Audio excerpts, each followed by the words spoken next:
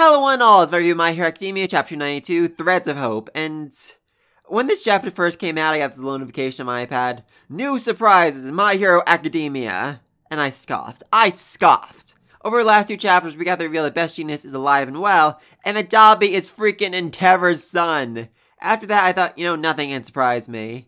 And then I saw Lemillion's face poking out of the ground, and I almost dropped my iPad. Yeah, definitely was not expecting that to happen. I mean, it does make a certain amount of sense. Before the whole time skip thing, Aizawa and All Might were talking about how they were going to start training Eri. And a few chapters ago, when we actually got to see her, she was sitting with All Might, but not Lemillion. He's basically her caretaker, her guardian at this point, so it's weird that he wasn't with her during this whole crazy thing. Though, given the look of absolute shock on Deku's face, I'm gonna argue that Eri's ability to control her quirk to undo the damage that her quirk had done in the past is a rather new development. Maybe she unlocked it when she saw this chaos and destruction and just, her desire to protect people, her desire to be a hero like everyone was a hero for her, just sprang forth and she managed to undo the damage and fix him. I'm not sure about that. Speaking of things I'm not sure about, who saved Burnin? Now, I know a lot of people online are saying, oh, that was Lemillion, obviously it was him, but the Nomu fight and the Shigaraki fight, I feel like they're very far apart, and I'm not sure if Lemillion could have covered that much distance that quickly. I think this was someone else. Now, a lot of people are saying, hey, maybe it's All Might, maybe Eri fixed him, but that just seems so very, very unlikely. His entire character arc has basically been him coming to terms with the fact that he's not a hero anymore, that he's not the symbol of peace, that he can't be there in the fight, that all he can do is, support and help the kids, to help mold the students to become better heroes.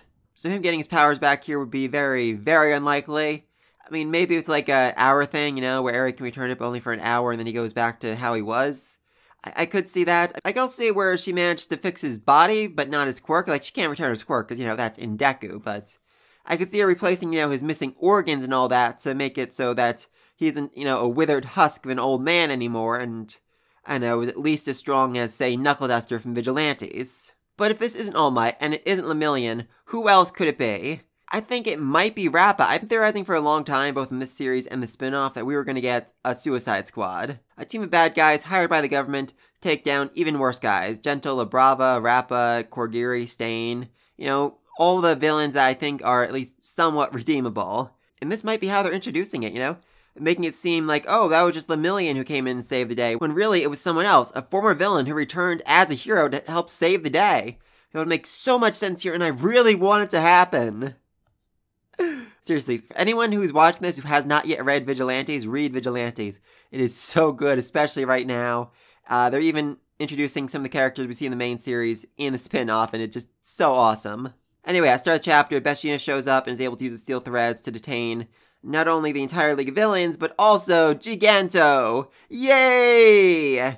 And I just do love people's reaction to this. Oh, Bakugo, missing person? Ha, yeah, right. Because let's not forget, Bakugo worked under Jeanist, and while all he did was complain about how Jeanist wanted him to be a certain type of hero, he would also seen Jeanist, in combat, fighting villains, taking them out, like you saw Endeavor do when he worked under him. So I feel like he would have acquired a certain level of respect for the man, his powers, his abilities, what he's capable of doing. And he just seems not at all surprised that he came back here and now. As for Dobby, though, I'm very curious here. He says, you're supposed to be dead. That corpse was real.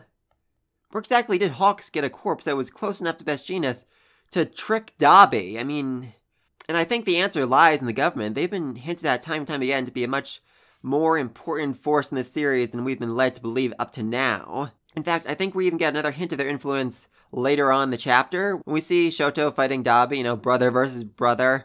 Shoto is so angry, like, you almost got Natsu killed, and Dobby, his response is actually kind of terrifying. Almost killed? What a shame. That would have really hurt Endeavor, and I get being so blinded by revenge that you kind of lose focus on everything else, but this just seems a step too far. He even says right after that, your brother's not so big on feelings anymore.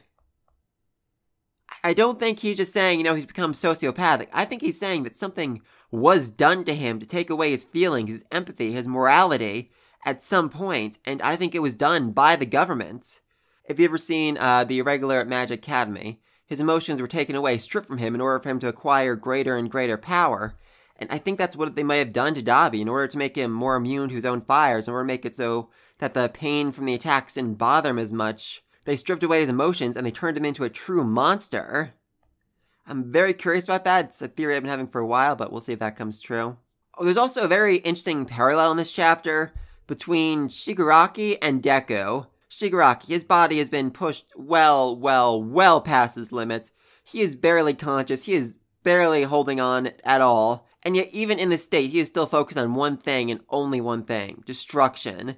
And so, with whatever strength he has left, he gives the order, Makia, destroy. And I just freaking love Makia's reaction to that. Yes! But anyway, yeah, the same way that Shigaraki is so obsessed with destruction, even when his body is destroyed, is what we see in Deku. You know, he says, with Float and Black Whip on my side, my busted limbs shouldn't matter at all. Yes, Deku, they should absolutely matter. But he is still focused 100% on saving people, on being a hero, on protecting people. The same way that Shigaraki is focused on destroying. They're literally mirror images of one another. They have the same will, the same drive, and yet it's put in entirely different directions. I just find that so interesting.